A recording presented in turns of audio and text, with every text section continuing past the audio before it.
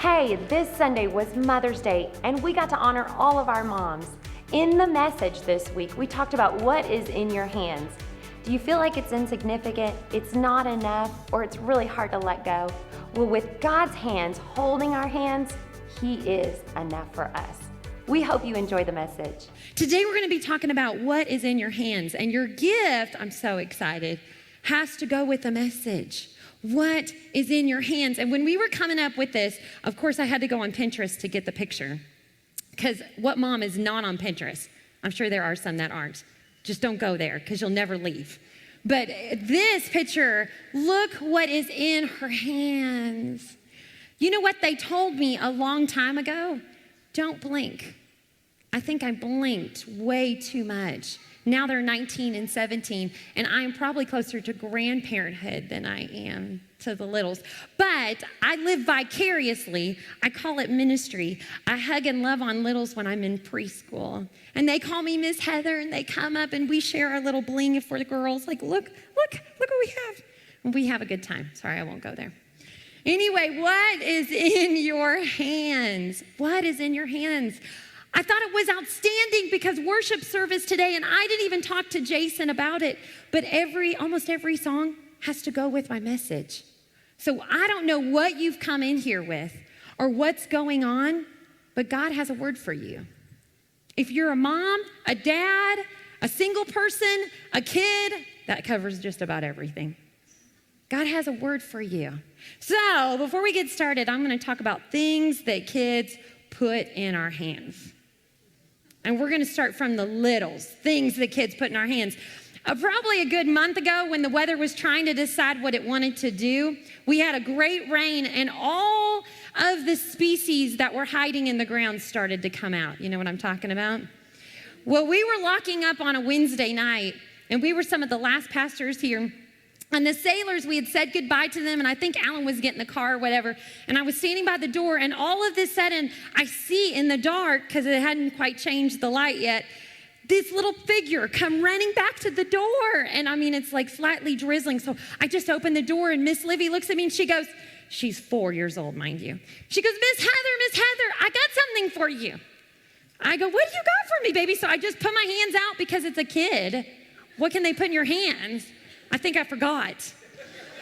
I just put my hands out, and Jess looks at me, and in, plop, a worm. And I'm like, that's awesome. Jess looks at me, and she goes, I'm sorry. I go, no, that's awesome. And it was the most beautiful, precious thing, and in that one moment, I just wanted to choose to just be there. I was like, oh, I'm a kid again. This is awesome. But things that kids put in our hands, gum, tadpoles, mud pies, coloring pages and crafts from church. I know when I'm coordinating back there, we don't hand you just one thing. We hand you like 5 things. We're like, here, they did this and this and this and this. And I still have some of those things from my babies. Barbie dolls with no heads from Hunter. So people ask me, did your son play with dolls? Yes, but it wasn't good. Poor Sierra, I think she was like, I'm going to make him be the sister I wanted. Like, he's going to play with me, we're going to play well, and then in would come in about 15 minutes later, Mom! No heads.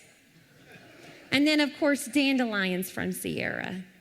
And she would run in, little girl, and she'd even have them tied and wrapped. Mommy! I remember all that, things they put in our hands. One of my most favorite movies is Mom's Night Out. How many saw that movie? Pretty awesome. And one of the quotes in that says, the hand that rocks the cradle is the hand that rules the world. See, it doesn't matter who the president's going to be because really we all know who the boss is. Mom. Mom's the boss. But no matter who you are in this place today, this message is for you. In our hands, we hold our worlds, and with our hands, we bless our worlds. But the same hands that open wide, that belong to us, that hold everything that we love, may be the same hands that open wide to display our lack and our inadequacy when we're in time of need. You go, Heather, whoa, you were really funny. Why?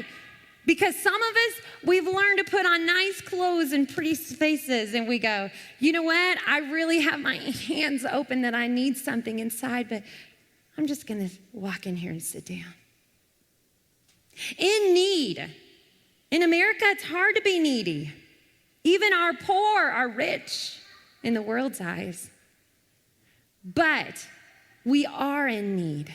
We're in need of a God whose big hands can come under our hands and hold them up.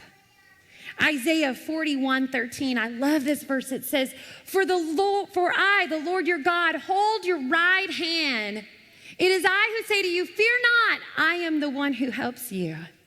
You know, it puts a picture in my mind of when I'm with the littles back there, or when I had my kids and they were very little, and I'd be like, come here, hold mom's hand. Come on, hold my hand.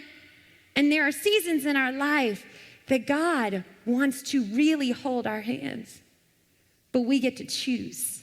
We get to choose. So this morning, we're going to visit 3 completely different people to see when God takes a hold of their hands, like ours, he can turn the problems of our lives into potential.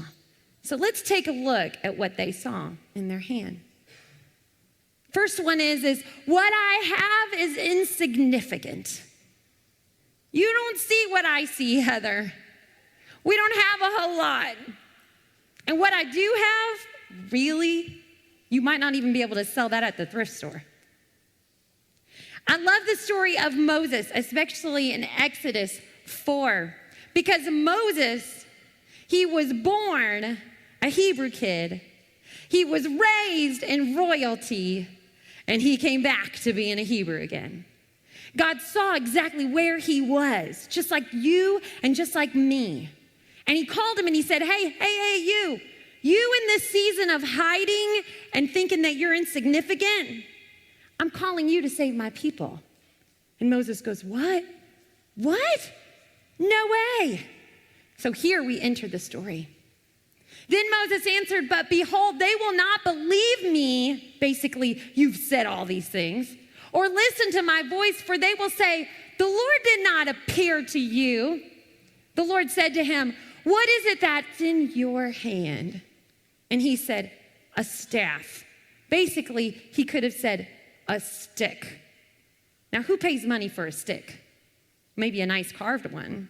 But if somebody walked up to your door and said, hey, I picked up this stick. You want it? You're like, no, I've got 5 trees in the back. We got plenty of sticks. What is it that you have in your hand? A staff. And he said, throw it on the ground. So he threw it on the ground. It became a serpent. And I love Moses' response. He ran away from it. But the Lord said to Moses, put out your hand and catch it by the tail. So he put out his hand and he caught it, and it became a staff again. Can you imagine? Some people go, that's a really good story, but I don't think it happened. It did happen. It did happen. And why did it become a staff? That they may believe that the Lord, the God of their fathers, the God of Abraham, the God of Isaac, the God of Jacob, has appeared to you. You want God to enter the scene of your life, then it just can't be for you. He will display his glory in your story if you let him. Insignificant things. What do we call insignificant in our life? You know, the very things that we call insignificant, God says, hey, that's important. Moses' perspective was all about what he lacked. He forgot that if God called him, he would care for him and he would equip him. Sometimes we go, God, I know you're leading me into this space, but whoa, you know why we do this? And our faith has a hard time jumping? Because we love comfortable land. I love comfortable land. When I'm done with this sermon, I'm going home after lunch and I'm putting on comfortable pants. We love our comfort, but when we live in comfortable land too much, when God starts to like move and go, hey, you're asking me to use you, all of a sudden, we don't look at it and go, there's a miracle. We do like Moses, we run away from it. And God says, what's in your hand?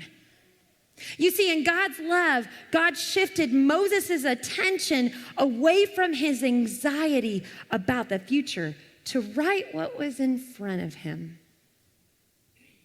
Write what was in front of him.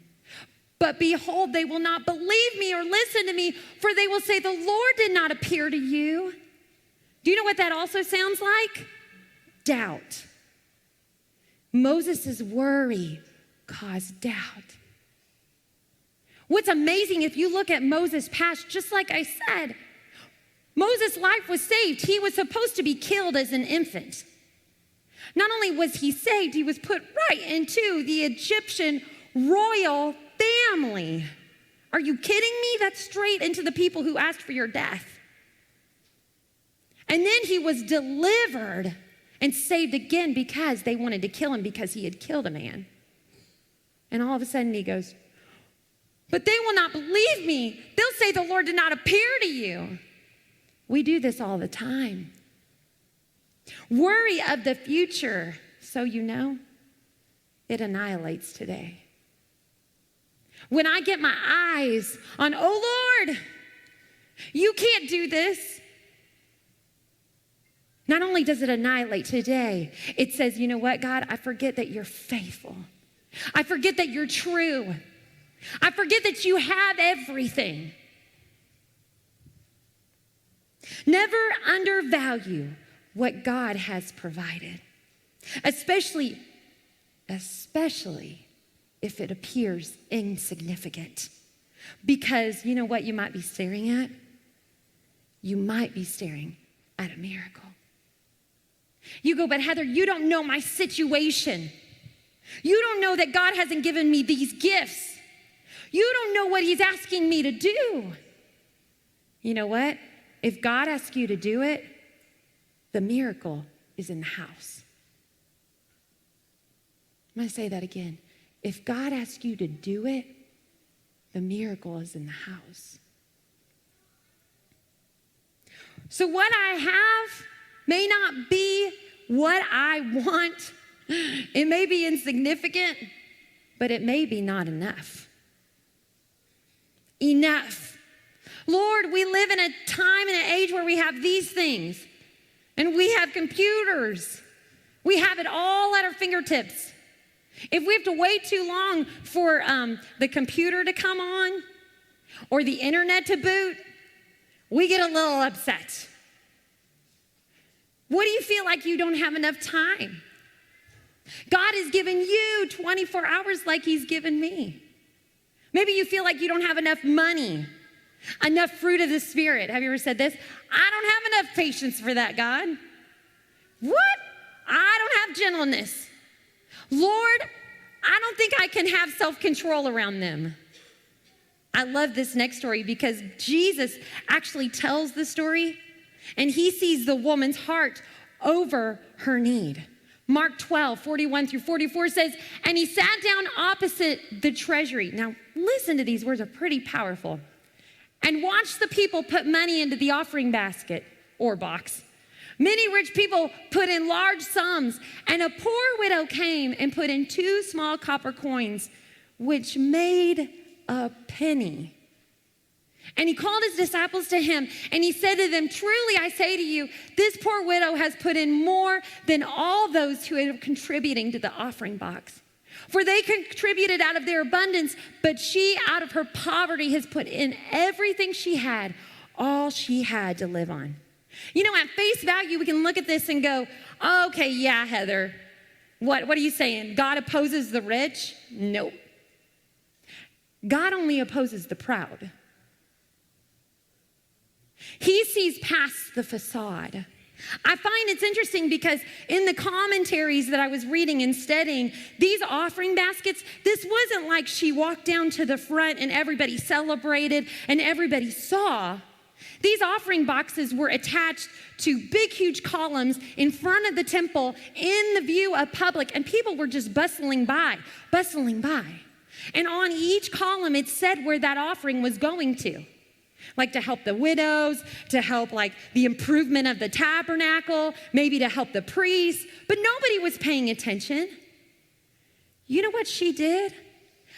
Out of her, God, I don't know if you're enough.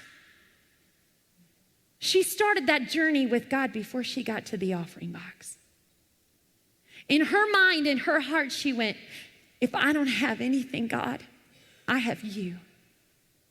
And as she walked, it was resolved in her mind, give. Have you ever given something sometimes and they loved it, whatever you gave, but in your heart you went, you know what, I think I regifted that.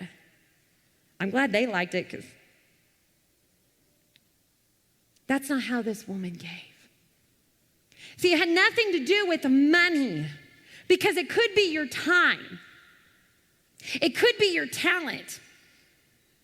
And you say, no, God, it's not enough, so I'm not even going to try. What does that say about God? See, God knows the heart. 1 Samuel, and this isn't on the screen, but 1 Samuel 16:7 says, for the Lord sees not as man sees. Man looks on the outward appearance, but the Lord, he looks on the heart. God doesn't oppose the rich or those that he has blessed. He opposes the proud because what does pride do? It kills the blessing. You know, I can have pride whether I'm rich or I'm in poverty. The problem is can God use his message to get in me and through me? That little widow was mentioned in the Holy Scriptures, which is the best-selling book of all time. Not because of she just was amazing, but because in her heart, I love Jesus. You know, he just busy. I'm sure people were talking to him and he just sat down. And he looked at her heart. You know what? He looks at our heart every day. I know you're busy. I know you got to get up. I know you got to get the kids ready. I know you got to get lunches made and you got to be here and you got to be there. But in all that you do, see that I am your enough. You know what typically stops us is the health issue, the financial issue. And you know what we do? And I hate this because I'm right along with you. We don't go, okay, I stop. Okay, God, you're enough. We go, why? Why did you interrupt my life? But that's the only time we get to spend with our Heavenly Father. Do you trust him?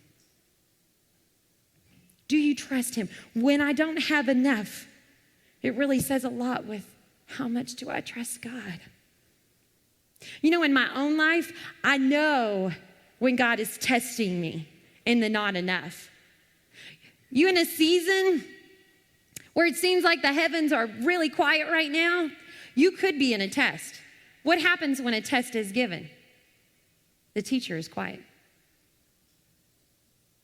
Are you drawing into the Lord and you're reading the scriptures, but you're like, he's not saying anything. He's just kind of waiting it out. It's a test.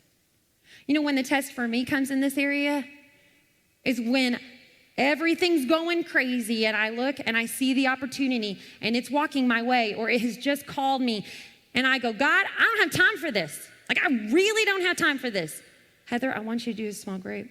I don't have time for this. I really don't. I don't have time for the nervous breakdown I really need, and I don't have time for this.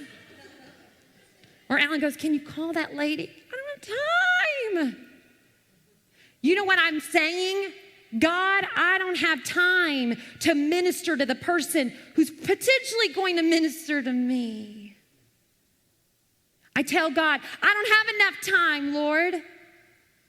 When he says, I created you. I gave you all you need.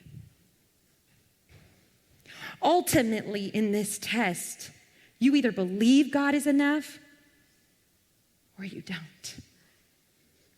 And the third one is, what I have is hard to let go of. Or what I have in my hand is hard to let go of. And this is the hardest one because it really parallels a story of Abraham and Isaac, but I'm going in a whole other direction. See, God places so many things in our hands, people, opportunity, but many of those things that come in our hands are precious to us, and He knows it.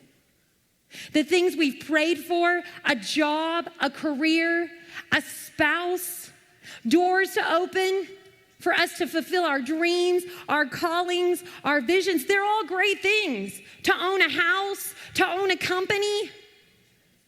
But what if it comes packaged as a child, when naturally you could not have one? And you pray and you pray and you pray, and God says, yep, you're going to have a kid. Let me introduce you to Hannah. 1 Samuel 1:4-8 says, on the day when Elkanah sacrificed, he would give portions to Peninnah, his wife, and to all her sons and daughters. But to Hannah, he gave a double portion because he loved her, though the Lord had closed her womb. And her rival used to provoke her grievously, to irritate her, because the Lord had closed Hannah's womb. I'm going to back up for a minute, and I didn't cover this in first service, but it hit me. The Lord had closed her womb. For some of us, that's very difficult. Why did the Lord close her womb? Why do you think the Lord closed her womb? Because when we have limitations or limps or weaknesses, who do we draw close to? The whole Bible, from Genesis to Revelation, is about a God who wants so desperately to have a relationship with us. From putting us on a beautiful place and giving us the Garden of Eden, all the way to, this isn't working, so I'm going to send my son to die, to I'm coming back for this beautiful people that I love so much. Nothing that God puts in your life or takes out of your life is because He's just, you know what, I think I'm going to just take it. It has a reason and it has purpose. And the older I get, the more I know, as deep as the hurt goes, is as high, if I choose, God will use my testimony to reach someone else. So Hannah, her womb had been closed by the Lord. And this went on year by year. Often as she went to the house of the Lord, she used to provoke her, this other woman. Therefore, Hannah wept and she would not eat. And Elkanah, her husband, said to her, Hannah, why do you weep? And why do you not eat? And why is your heart sad? Am I not more to you than 10 sons? She was deeply distressed, and she prayed to the Lord and wept bitterly. And she vowed a vow and said, O Lord of hosts, if you will indeed look on my affliction of your servant and remember me and not forget your servant, but will give to your servant a son, then I will give him to the Lord all the days of his life. How many people here, myself included, go, God, if you do this, I will glorify you in it. She wasn't making a deal with the Lord. She was pleading with the Lord because she was saying, Lord, my intentions are honorable. I don't just want it for my own comfort. I want to give birth to something that will give birth, that will give birth, that will give birth, that will be a world changer. And no razor shall touch his head. Do not regard your servant as a worthless woman, for all along I've been speaking out of my great anxiety and vexation. Then Eli answered, go in peace, and the God of Israel grant your petition. Eli was the priest of the church. He saw this woman bitterly weeping at the altar, so much so that the word says he thought she was drunk. Her heart so desperately wanted something in her empty hands. May the God of Israel grant your petition that you have made to him. And she said, let your servant find favor in your eyes. Then the woman went away and ate, and her face was no longer sad. I love this part. They rose early in the morning and worshiped before the Lord. Then they went back to their house at Ramah, and Elkanah knew Hannah, his wife, and the Lord remembered her. And in due time, Hannah conceived and bore a son, and she called his name Samuel, for she said, I have asked for him from the Lord. And she said, oh, my Lord, as you live, my Lord, I am the woman who is standing here in your presence, praying to the Lord. So she took and she went back to the priest and said, look at me, I prayed. And she said, I prayed for this child. Therefore, I have lent him to the Lord. As long as he lives, he is lent to the Lord. And guess what?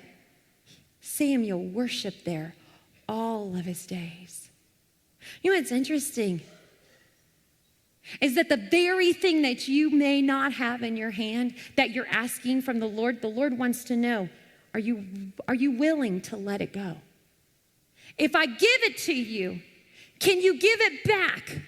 And you may say, well, why in the world? Nobody gives a gift and then asks for it back. The thing is do you love what's in your hand more than you love God? Honestly, think about it.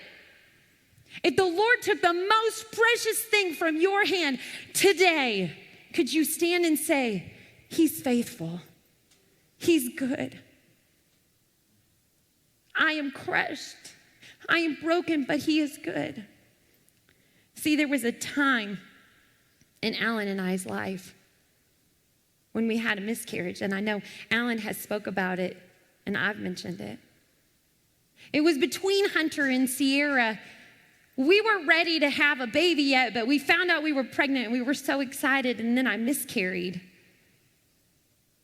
And I've learned through walking that journey that sometimes when you walk with somebody on that journey, sometimes there's nothing that you can just say. You just sit there. Just sit there. Well, soon after I found out I was pregnant with Hunter, and we were so excited because we knew in our heart that Hunter was a gift from the Lord. That actually, had I had the baby that was miscarried, that I couldn't get pregnant with Hunter. And so we just knew God had a plan for that baby in heaven, but Hunter was meant to be here. And as Hunter grew inside of me, I could feel him, but I could just sense that something was off with my man. And I'd be like, hey, the baby. And he'd be like, I know.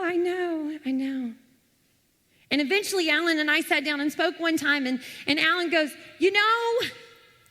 I just can't get attached yet. And I go, I get it. He goes, I can't get attached yet. Shortly after that, we had Hunter. And on the day that we had Hunter, it was a beautiful day, but so many things wrong happened. When Hunter was born, he wasn't breathing, and it was pretty immediate. And I didn't know a whole lot because I was really drugged out of my mind because we both were losing blood pressure, and it was really sad. I was gonna die along with Hunter. And when Hunter was born, he was not born gray, he was born black.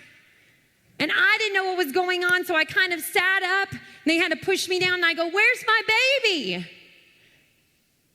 Alan remembers it this way. He said, I looked at my son, and my son was completely black. And he said, all I heard were doctors say, get him breathing, ladies, get him breathing.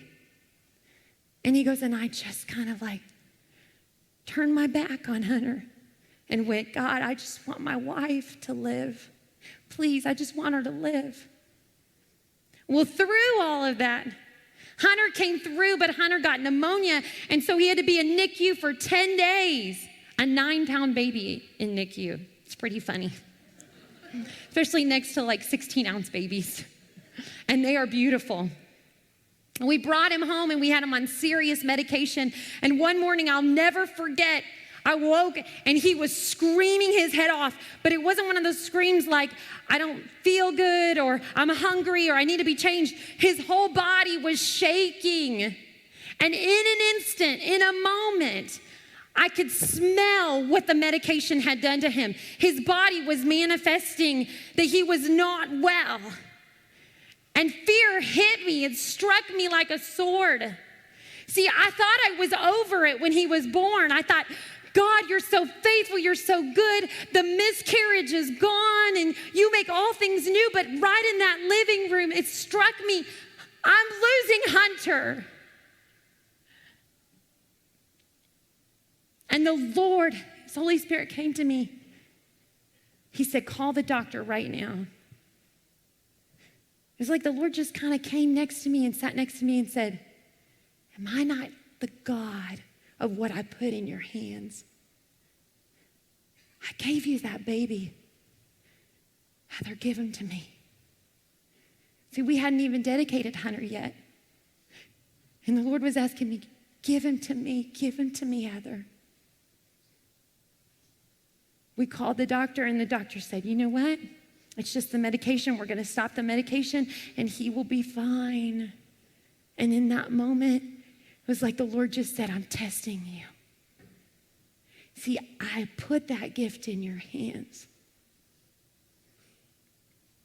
God knows that the things that lie in our hands, like our children, like our job, like our career, like our ministries, those are precious to us.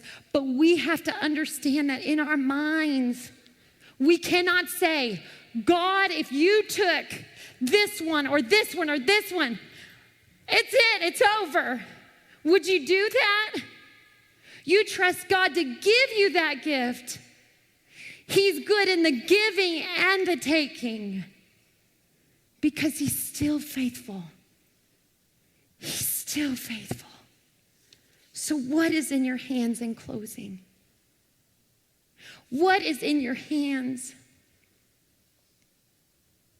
What do you struggle with? And right now there are things that are coming to your mind and your heart.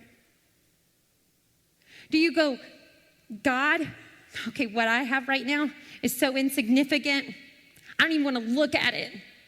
How about if I just lay it over here?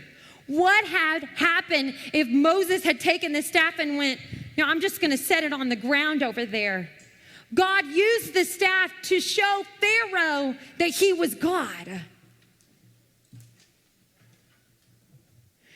Maybe you're looking at God and you say, God, it's not enough. I don't have enough. What you're calling me to, it doesn't look right on the books. Maybe He's calling you away from something. And you go, God, if I walk away from that, then I really won't have enough. I'm going to tell you, you have two choices.